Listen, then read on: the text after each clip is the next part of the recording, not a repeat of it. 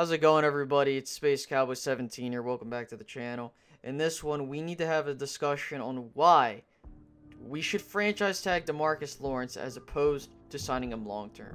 Now, obviously, you can argue for both cases. I personally was in the camp that said sign him long term, don't worry about it later. But the problem is considering his history and based off of the market value, franchise tagging him would probably be the best option to ensure that, hey, this is probably the guy that we want to have long term. So to start things off, I need to first explain the market value for DeMarcus Lawrence. Now, after looking around, based on his production this season and, comparing other NFL players, DeMarcus Lawrence's market value is looking at about 14 mil a year. And you might be saying, well, that's insane. Well, the thing is that the market value looks at the person coming into the free agency class and how much it's probably going to cost for them to get signed based off of the market itself and other players at their position. So DeMarcus Lawrence is looking at a figure of about 14 mil a year. Now, if we franchise tag him, we're going to have to pay him around 15 million. So it's about $1 million more extra dollars, but we get a chance to see if this year was just for the sake of a contract, or maybe, hey, we got our next great pass rusher in him. So before we can get in any further, we must first discuss his career statistics. Okay, now he only played 2 full seasons, those being 2015 and 2017. And in 2014, to start off, his rookie year, he played in 7 games. He had 0 sacks. However, people are notable of his presence during the playoff game versus Detroit when he had the fumble recovery. Well, he had 2 fumble recoveries and a strip sack to seal the game. Everyone knows about that.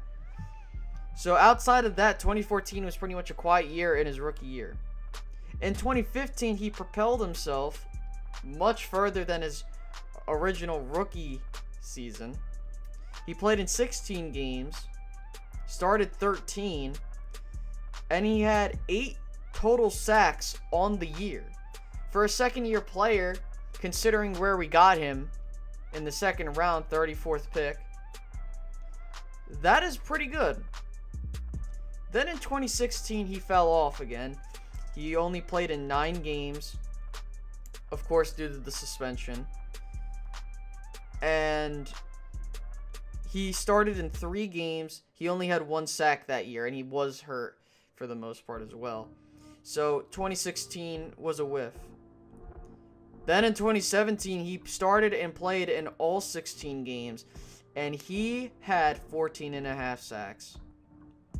The War Daddy Jerry Jones did arrive in 2017. The question is how much do you pay this guy and how do you pay him?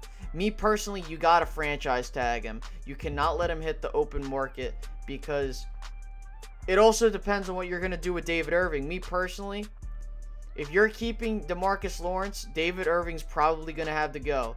And if you keep Anthony Hitchens, definitely David Irving's gonna have to leave. It's the unfortunate truth of the matter, but considering the fact that we could possibly get a first round or second round pick, and that can help us move up in the draft this year, I would definitely allow David Irving to walk. I know people say, but he's also a very important presence on our D-line. We can't afford to lose him. My thing is at the end of the day, you're not going to be able to keep everybody. I mean, even though you might not have as many free agents as other teams, you're still not going to be able to keep everybody. You're not going to be able to satisfy everybody. At some point, some people have to walk and some people have to stay. And me personally, this is one of the reasons New England is consistently competitive. They pay their star players, but then They just have role players and certain at certain positions, and so all they got to do is fit into the scheme, and it works.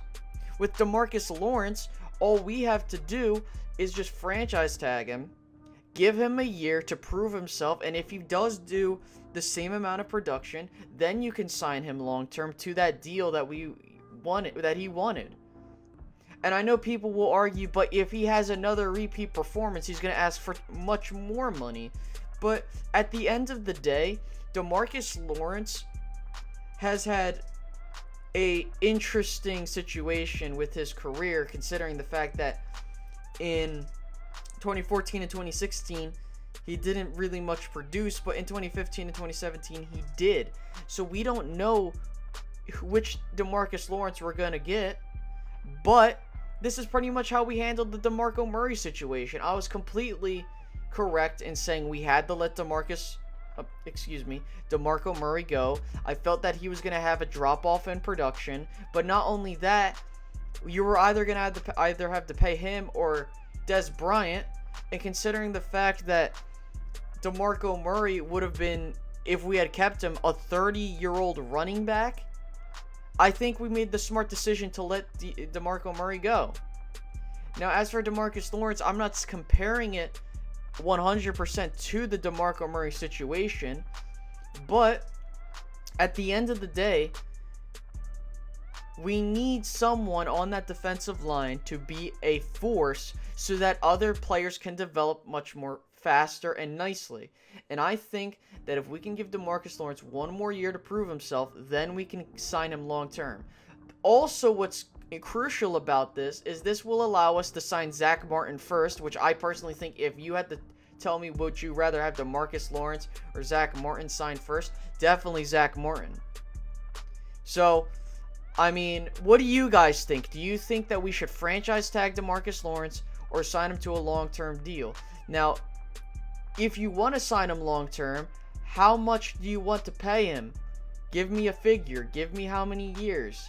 Give me, how much a year we're paying him. I want to hear what you guys have to say. Okay?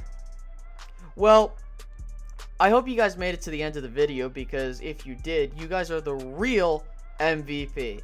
And make sure to like, make sure to subscribe for more content from me, and make sure to check out other videos that I've done.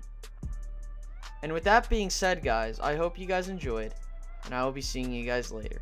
Bye-bye, guys.